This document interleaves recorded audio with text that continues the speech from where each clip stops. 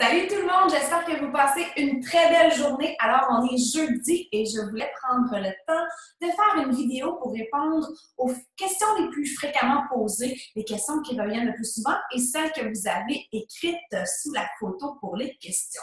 Donc, premièrement, une question qu'on me pose souvent, c'est est-ce que j'ai besoin d'être une vendeuse pour être coach? Et la réponse est non. Au contraire, moi, je résume notre rôle à titre de coach qu'il faut ajouter de la valeur à la vie des gens. Donc, moi, je nous appelle les agents du bonheur.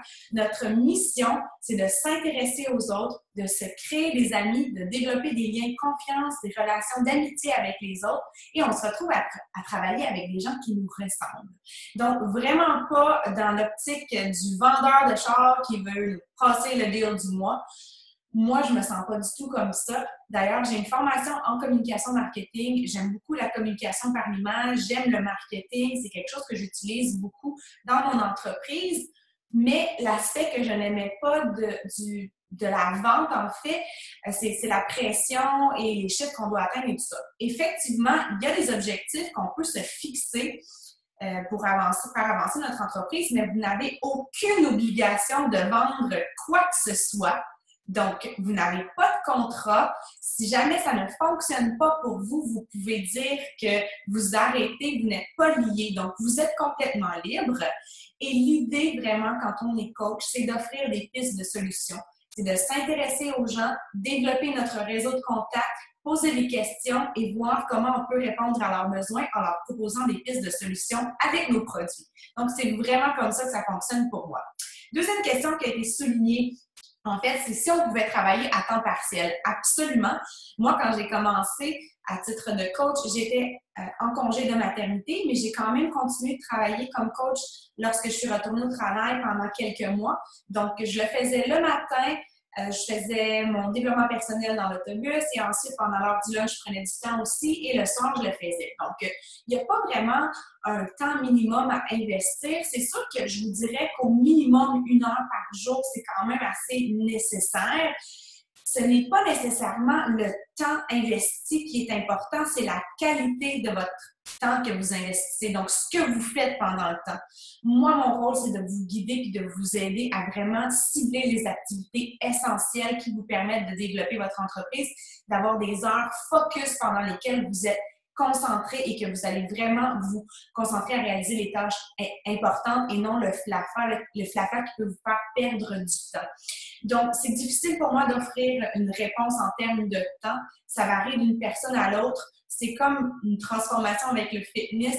Ça dépend de votre intensité, ça dépend des efforts que vous y mettez, de votre niveau de concentration et votre capacité à vraiment être concentré pendant les heures de travail. Donc, mais ce que je peux vous dire, c'est qu'il y a plusieurs coachs dans l'entreprise qui ont développé leur entreprise de façon formidable en ayant des emplois à temps plein et des familles. Donc, il y a des top coachs dans la compagnie qui ont encore un emploi, donc parce qu'ils aiment leur emploi, donc ils ne voulaient pas nécessairement le quitter. Mais je pense à Wayne Wyatt, entre autres, qui est orthodontiste, qui a été nommé top coach et qui a une famille.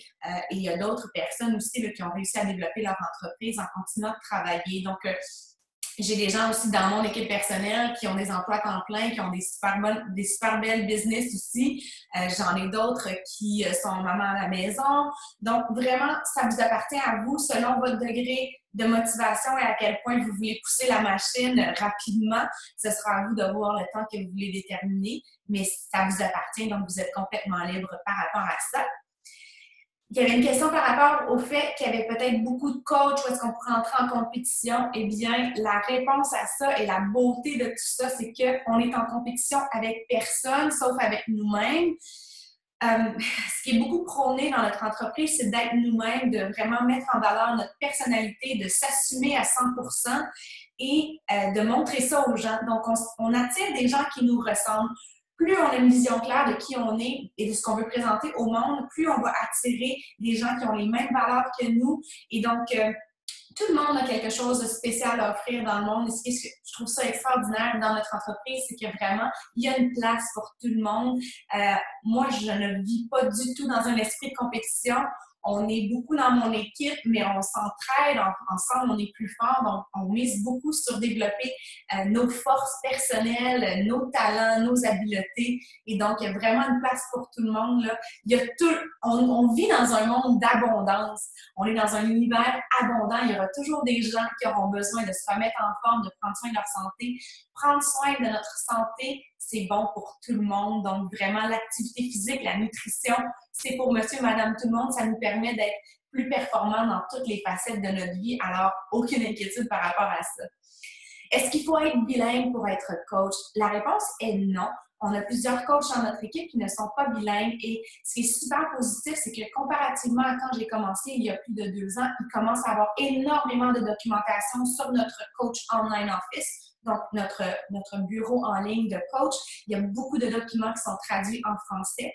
On a aussi accès à un groupe sur Facebook qui est un groupe de Beachbody Québec et mon organisation aussi qui inclut pratiquement juste des coachs francophones. On s'aide beaucoup. Il y a énormément de gens qui se lancent dans des traductions. Donc, ce n'est pas nécessaire. C'est sûr que ce n'est pas toute la documentation qui est disponible en français, mais on se débrouille très bien.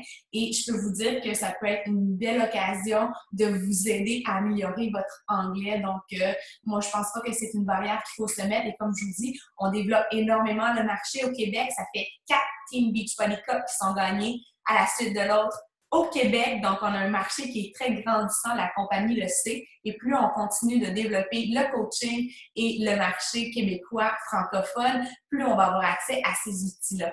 Donc, j'espère que ça répond à vos questions. Je crois que ça faisait le tour de celles que vous aviez mentionnées. Ce que je peux vous dire en concluant, c'est que moi, j'offre un système de formation qui est vraiment, s'est montré très, très efficace pour de plusieurs coachs là, qui mettent en application. Donc, je partage énormément avec toute mon équipe. Mon objectif, c'est que lorsque toi, tu t'inscris comme coach dans mon équipe, c'est que je t'aide à atteindre tes objectifs. C'est ce que je souhaite le plus. Donc, vraiment, je suis disponible pour aider, guider, conseiller. Ceci dit, ça appartient vraiment à chaque coach d'avoir la volonté de réussir, d'avoir le désir de performer et d'atteindre des objectifs, de demander de l'aide, d'être autonome et de faire preuve d'initiative dans tout ça. Donc, vous n'êtes pas seul lorsque vous vous joignez à mon équipe. On est une belle, grande organisation qui s'entraide, un mouvement extrêmement positif. Vous allez être entouré de gens qui veulent devenir la meilleure version d'eux-mêmes. Moi, le fait d'être coach, ça me permet de rester en santé, de continuer de faire mes entraînements, de continuer de manger sainement parce que je veux montrer l'exemple. C'est selon moi un leader, c'est quelqu'un qui montre l'exemple. Donc, ça m'aide énormément beaucoup. Donc, juste pour ça, ça change ma vie et j'espère que ça changera la vôtre aussi. Donc, je vous souhaite une excellente soirée et on se reparle bientôt. Bye bye!